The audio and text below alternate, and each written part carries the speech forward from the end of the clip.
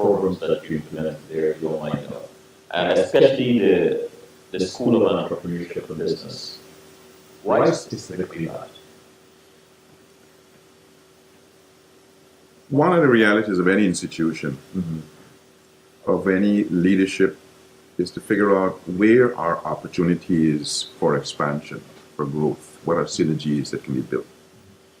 And in the context of Fort Valley, and I'm going to say very little because I want to come back and devote some private time to that, Fort Valley had never had a business school. Had a business program that did great in accounting, great in some other things, had a logistics management minor that we were going to make into a major part of the business school. And so I invited a team to do a feasibility study. The team was headed by the former dean of the School of Business from Clark, Atlanta, and one other dean within Georgia and a dean from outside of Georgia, from American University, an ex-dean. And the feasibility study was to help us figure out how Fort Valley can use the opportunity of this innovative element of a School of Entrepreneurship to propel itself, not only in terms of degree programs, but also in resources for fundraising. When I left, that feasibility study was put on ice, and so I don't know whether or not they have continued that project that I started. But that was one of the things that I thought was quite important. If you were invited by the President of Guyana to head the University of Guyana, what are some things, Dr. Griffith, can you, with all your qualifications and experiences, bring to the University of Guyana that can really transform the institution?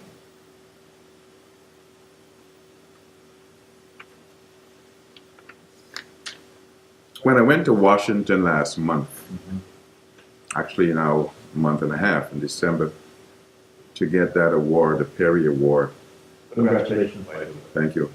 One of the things that, in introducing me, the Dean of Academic Affairs at the Perry Center said is that you were known, Dr. Griffith, for using letters of the alphabet.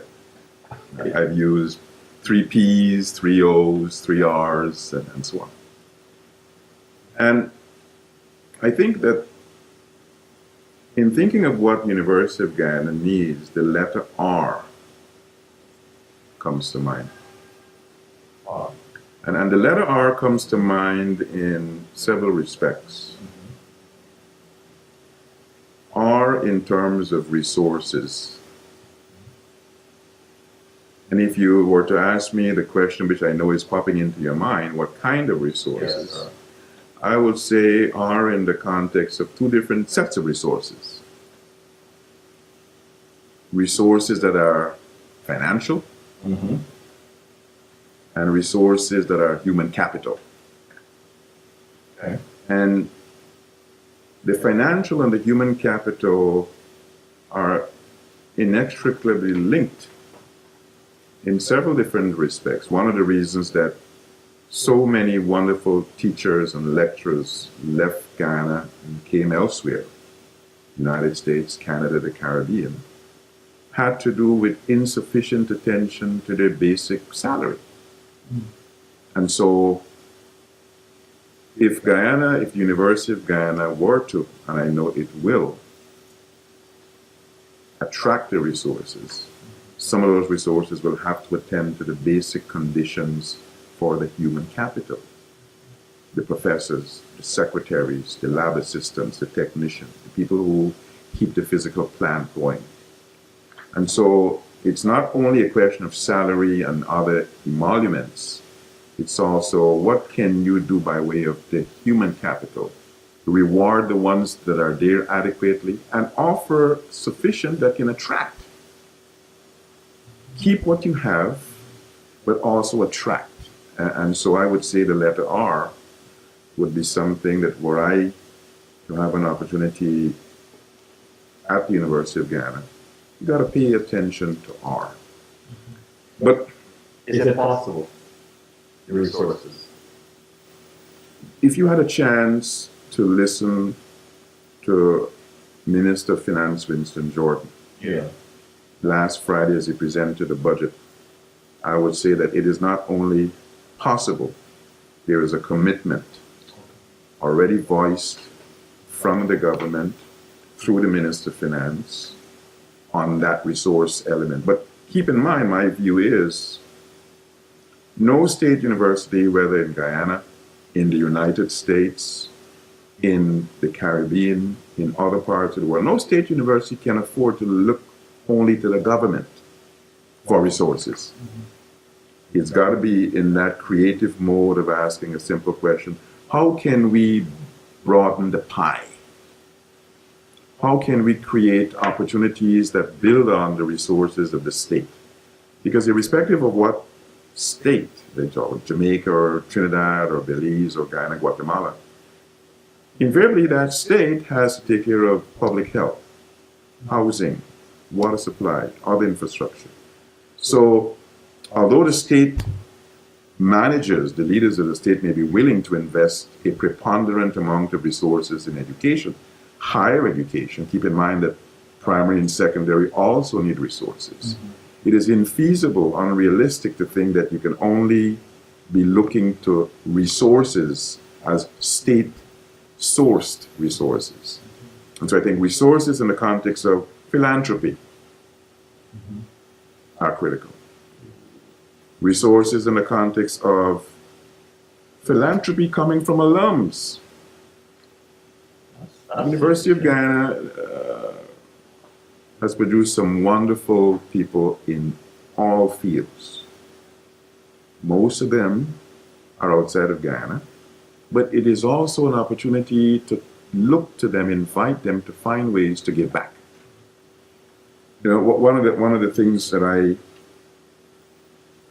did a weekend, I know it was February too, because it was Valentine weekend. I was dean at Florida International, and the provost at the time, who is now president, Mark Rosenberg, remember he saying at the Dean's Council, he said, "Ladies and gentlemen, none of us came here to raise money, but the state of Florida is not going to give us what we need. So I'm going to invite you, I'm going to tell you, you got to go out and raise money for your colleges." And he made an offer, which several of us deans took up. He said, "Anyone who wants to go and learn how to raise money, I'll pay half of the expenses, and the VP for advancement will pay half." I spent a wonderful weekend in San Francisco at a workshop on fundraising for deans. And I know from that workshop that it is not so much what you like to do. It is what you have to do if you're at a public university. You've got to go out and make the connection to raise funds. And a fascinating session at that San Francisco fundraising for deans was a wonderful story told by a guy, a rich alum from this university. And everybody kept wondering, well, why isn't he giving us any money? And one day, somebody had the nerve to ask him. You know what he said? "Nobody ever asked me. Nobody ever asked me." University of Guyana, whomever the new vice chancellor is, will have as a way of helping to ensure that our resources becomes, how can we ask our alums, whether they're in Guyana or in Suriname or in US or Canada, how can we ask them to give back? And so for me, the resource component has to do with beyond the state, has to do with how do you get alums to give back? How do you get corporate in Guyana and outside of Guyana to contribute? So that R is a critical R. Resources. A political scientist, you are Dr. Griffith. Since you're from the Caribbean, I'll call some leaders of the 60s, 70s, and perhaps 80s, and just give me a one-line response as to what comes to mind. Let's start with Dr. Eric Williams. Brilliant, outstanding example of connecting the academy to the practical world, in the sense that not only he was a Rhodes Scholar, but he was a Rhodes Scholar who took some of what he learned and taught and implemented it in Trinidad. brilliant historian. Uh, in 2011, Florida International University, where I had been a dean and a professor for a little more than a decade, invited me back to deliver the Eric Williams Memorial Lecture. 2011 was the centennial of Eric Williams's birth. And one of the things I said in that lecture, which I'm developing into a book, and it was in the first 2 pages of the lecture. The lecture is printed, it's available online. Eric Williams' phenomenal scholarship that led to that book called Capitalism and Slavery. It was not only a powerful piece of scholarship, it was a piece of scholarship that so embarrassed the British that they did not allow it to be published in Britain for 20 years. He showed that this end of slavery had nothing to do with British altruism and liking blacks. It was an economic enterprise that was failing. And he had the evidence, copious note, the research in part of the continental Europe, this research in England itself, in college. And he wrote this classic.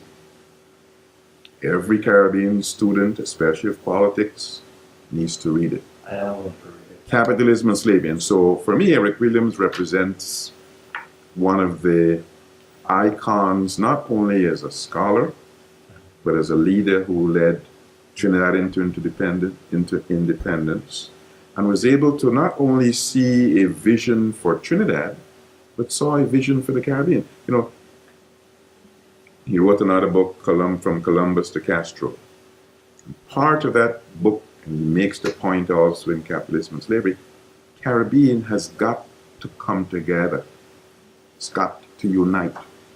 There's a certain amount of futility of Guyana being by itself and Trinidad being by itself. Yes, you may have some resources, but are you able to weather the global storms? And those global storms manifest themselves with more significant vengeance in the 80s, in the 70s, in the 80s, and the 90s than in the 50s and the 60s and the 70s when Eric was really writing about it.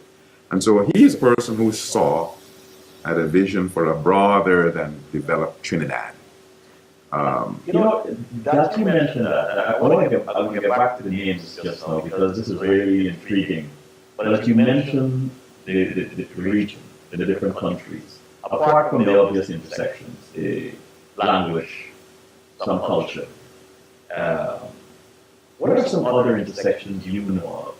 And I'm tapping into your security portfolio that are critical to the Caribbean coming together right now. That S word, security. All right, we're going to get back to that. Let's move to Fidel Castro. What comes to mind? Visionary, leader par excellence, not only regionalist, but internationalist. And, I said to my wife and I said to some friends last year, when the announcement of the reopening of relations between the United States and Cuba were there, I said to my wife, Francila, I said, this reminds me of something that Fidel said way back in the 50s. La historia me absolverá.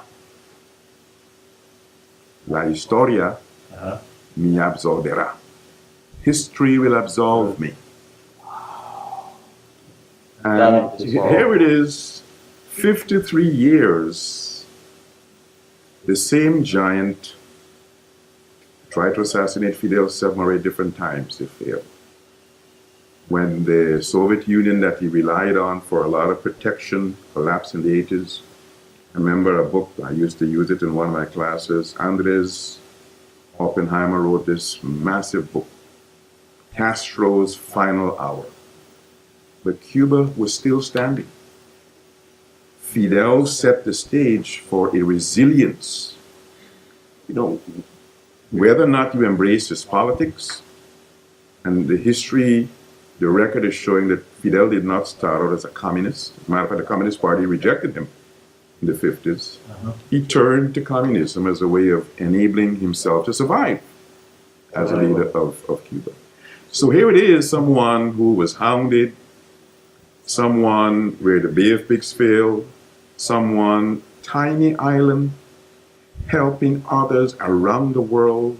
You still have beneficiaries in the Caribbean and elsewhere of Cuba's medicine. As a matter of fact, Cuba started giving scholarships to African Americans several years ago to study in Cuba for free. I didn't know that. Oh yeah. You know what? You mentioned this melodic Spanish phrase, history shall absolve me. I didn't want to go to the region, but I want to go to another guy in Singapore, Lee Kuan Yew, that we can also say history absolves him. What comes to mind when you think of Lee? Visionary, forward-looking thinker. But I often caution people, and a lot of Caribbean leaders and leaders in Guyana are caught up with the why can't we do what Singapore has done? And Lee Kuan Yew went to Jamaica in the early 60s. People talk about, look, where Singapore is vis-a-vis where Jamaica has not, where Singapore is vis-a-vis where Guyana is not. Part of the success of Singapore had to do with elements that very often we tend to forget. And I'm not so sure that we would all embrace them. You know, the business of economic and social and political rights are not high up on the agenda in Singapore. All right. Remember that guy who went to Singapore, was flogged? Yes. Yes. You know, there's some elements of order that Singapore, Lee Kuan Yew and his successors have pursued that I am not so sure that we in the Caribbean are willing to embrace. The business of human rights that is so central to the Western notion of democratic ideal and democratic practice. Singapore does not pay a whole lot of attention to that. Yes. The business of the individual is subordinate to the business of the group. And so that is why there was outrage on the part of the family and others of that American citizen who did not understand that you as an individual don't have the right to do things that mess up the collective sense of what is appropriate. And so Singapore is willing to take some practices, has been willing, Singaporean leaders have been willing to pursue some practices that would be, in the context of the Caribbean, harsh. Yes. And so I often say to folks, remember, it's not only the economic balance sheet that you see as a result, is what are the social and economic and political inputs that allow the output, the outcome to be laudatory, emulatory, worthy of speaking about. So yes, Lee Kuan Yew was a visionary, but keep in mind that any society is landscape, cannot be a one-dimensional landscape. You've got to look at what is the political fabric all about? What is the human rights fabric all about? What is the economic part of that landscape? Michael Manley. Outstanding, visionary. Like other leaders, Forbes Burnham, Yes. got caught up in a time that was not ready for him. A time that was not ready for him in the sense that, keep in mind that the time when Michael Manley was exercising his leadership in the early 70s, it was a general climate of left pursuits in the third world. There was so many post-colonial pursuits, whether in Africa, in Asia, in the Caribbean, for a new order. New order that says we want a new economic order. We want even a new cultural order. Pursuit of that new order, some of which had to do with going up against the United States. Remember, this was a Cold War context. Yes, I remember. Some of that new order went against what the Soviets were interested in. Some of it went against what the United States was interested in. And so there are many people who fault Michael Manley and fault Forbes Burnham for failures of their economic and ideological projects, forgetting that those projects had international dimensions. And so you can't look at the domestic landscape of Jamaica and say Manley was a failure, or look at the political landscape, the landscape, domestic landscape of only in Guyana and say Burnham was a failure. You've got to see the connectivity between things local that were practiced or pursued that went against the grain of the powerful Soviet interests or powerful American interests. Yeah, you're interested in books. I'll tell you the title of another book.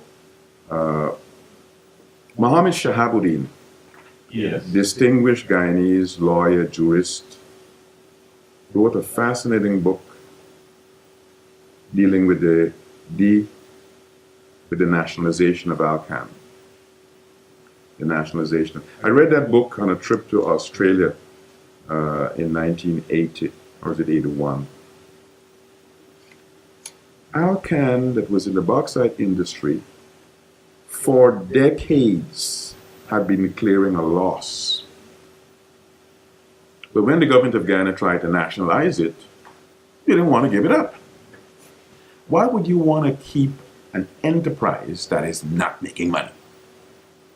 What Mohammed Shahabuddin showed in that book is that multinational corporations can show a profit in one part of their global operation and a loss in another part, but overall they come off the better. So if the taxes are too high in X part of the world, you show a loss. You're not making money. But when you come to national, take them over, you know. But here is something else that Mohammed Shahabuddin showed in that fascinating book. You nationalize bauxite, but you don't control the world market price. Guyana and Jamaica also got a squeeze on the price. You may take over the factory, but you don't control the insurance and the shipping. And so what Jamaica experienced under Manley, what Guyana experienced under Burnham partly, was not only political projects that had failed elements domestically.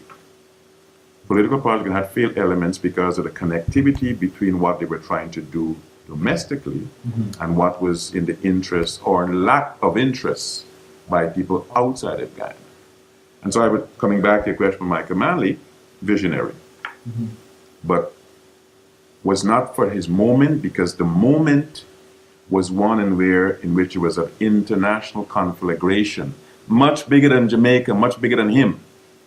And he was, as many others were, a victim of that conflagration. And if you take a step back in time, you can go back to Kwame Nkrumah. Same thing.